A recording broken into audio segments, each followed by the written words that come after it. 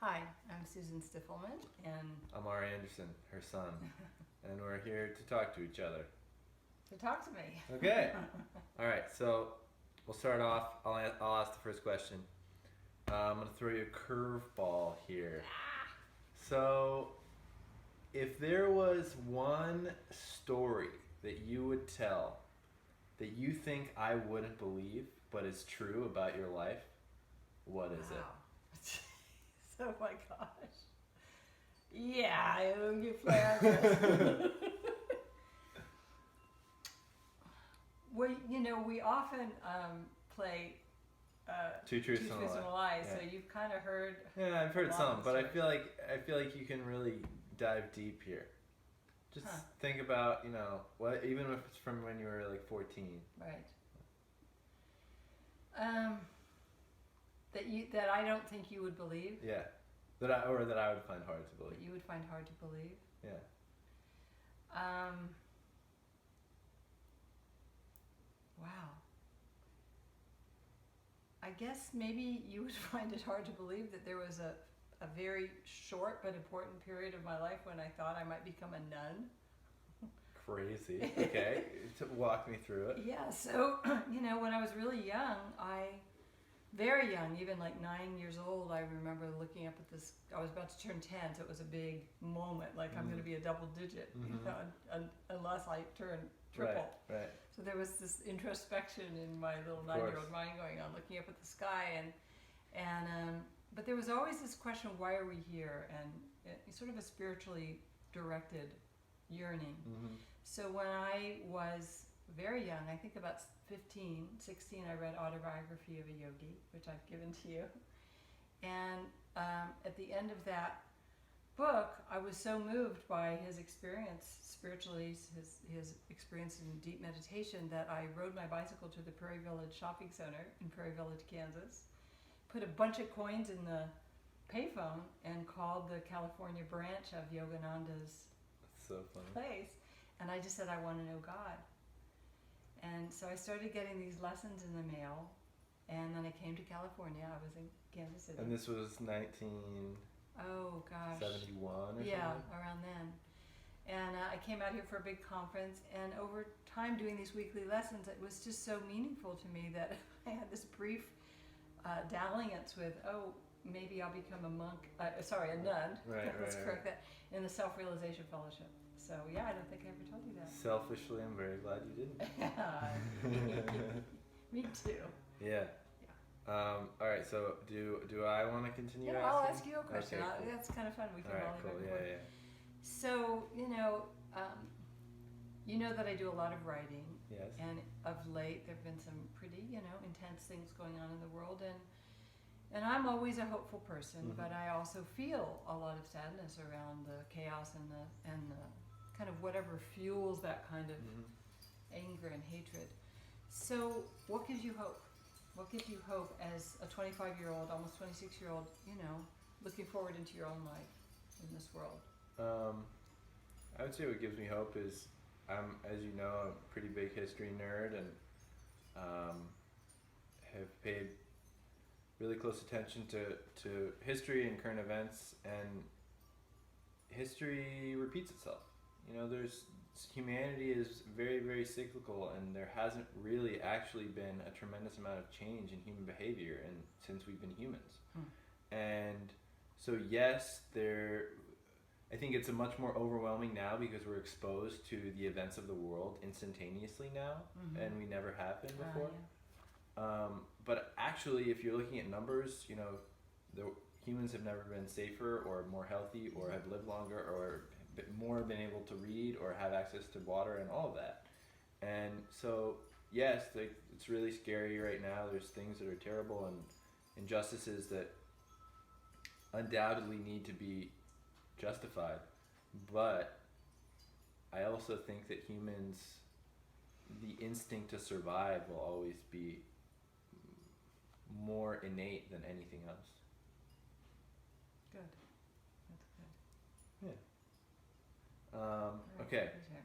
my turn. What is the best advice you've ever been given in your life? Best advice. Gosh, I've gotten so much good advice from so many different sources, surprising ones, but what comes to mind when I think of that right now is Eckhart Tolle, who,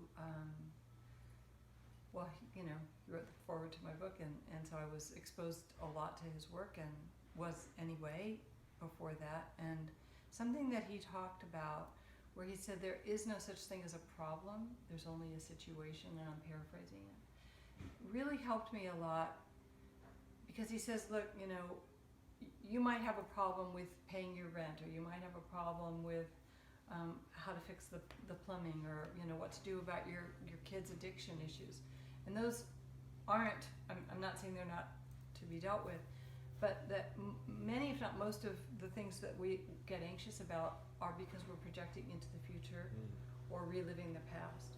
So you might have a situation, a saber-tooth, you know, like a wild animal might get, you know, loose and is in your living room. That's a situation that you have to deal with. But that a lot of what we tie ourselves in knots about as problems are actually because we're not in the moment. Right, we're not seeing the situation for what it is. In the present time. Yeah. So in the present time, even if I have a plumbing issue or not sure how I'm going to pay the rent, I'm a woman sitting on a couch with my son. Right. And to be more anchored to the present. Cool. Yeah. Awesome. Your turn. All right, my turn. Okay, here's a question for you that I'm very interested in hearing your answer to. Because you're now 25, 26 almost, and but it wasn't that long ago that you were 15.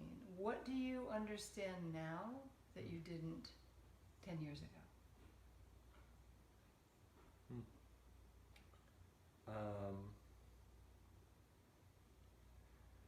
I would say I didn't understand how little I needed to be happy.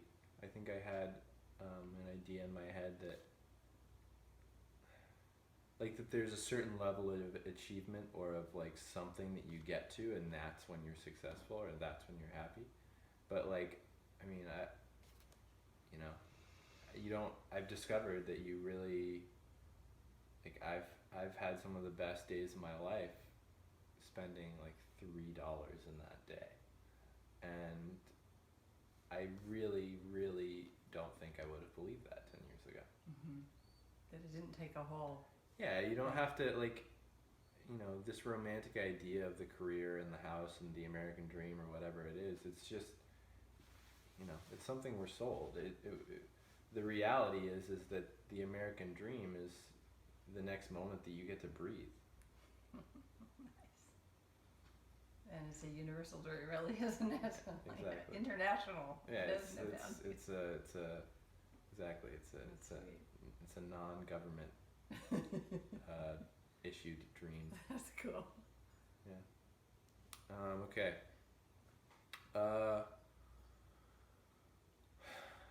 What's the craziest thing you've ever done?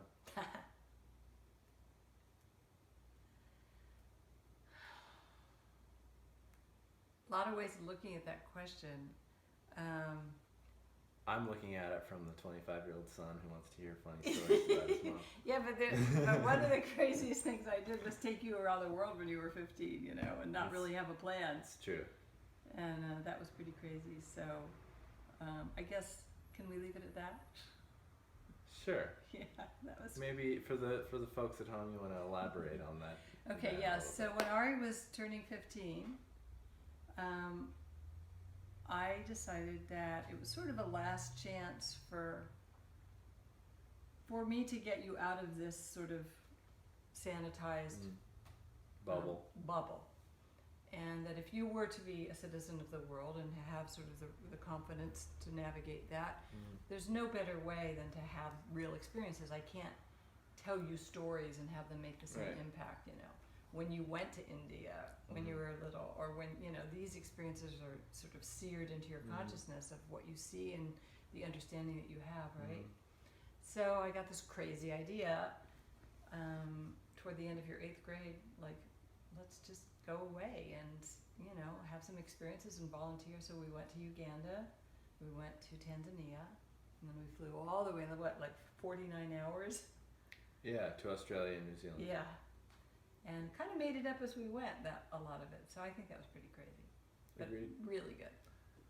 Yeah, I mean, there was certainly specific moments that were crazier. Yeah, crazy.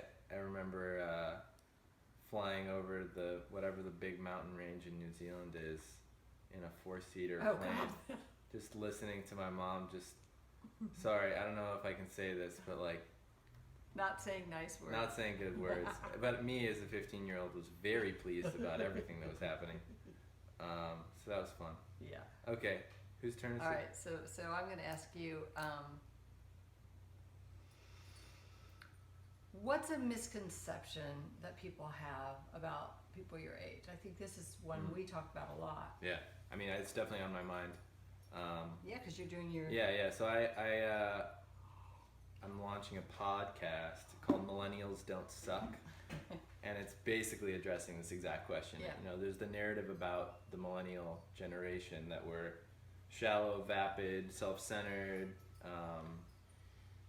lazy, entitled, etc., etc., etc. I would say there's a lot of misconceptions. I think our generation is the first one to have grown up fully in the social media landscape. Yeah. So that very much is how we define ourselves. And I think for generations where that hasn't been the case, it's looked at or it's judged as kind of like an unhealthy obsession, and I'm not one to argue that it isn't unhealthy, because I do think it is,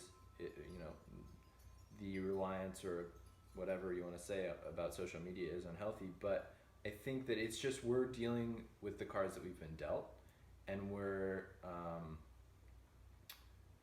trying to make sense of an economic situation that has been less than fortunate for us. The jobs that have been available to people in my generation are much less secure and much less than those previous. And so we're figuring out, like, okay, how do we not only support ourselves, but how do we kind of make sense of a world where it's not really financially feasible for us to be having kids when we're 23, 24, 25. And like, what does that look like? Yeah. So that's a lot of the conversations that we're having on this podcast, millennialsdon'tsuck.com, is finding people who really kind of defy this narrative That of misconception. Yeah, and basically, a model who turned into a rocket scientist, or like somebody who didn't go to college and then launched a virtual reality company. Just people who are doing really cool stuff, and maybe who don't get the same recognition as the kid who, does something stupid on a Vine video and gets 12 million people to watch it or whatever. And that sort of lays the template of this is what millennials are about. Right, Yeah, exactly. Good, thanks. Yeah. Right, you want to do one more? Sure. Who would you say your greatest mentor has been in your life? Or the greatest, who have you learned the most from? Well, don't take this the wrong way, but in a way you. Okay. Not necessarily Right. because of your fountains of wisdom, Sure. although you have certainly So, dispersed some yeah, wisdom. it's just shotgunned out Trickles, a little bit. And I think it's probably what informs my work in Right. the world of writing parenting books and doing all the work I do with parents is, I think that our children really can be our greatest teachers, Makes sense. because I know my love for you and my desire to show up as best I could for you, warts and all, motivated me to grow and grow up and become more of who I wanted to be than anything else. So I could say probably that. Cool. Sweet. Well, So, thanks for talking. hey, thanks for talking. Hey. Yeah, that's our story, and we're sticking to it. Cool.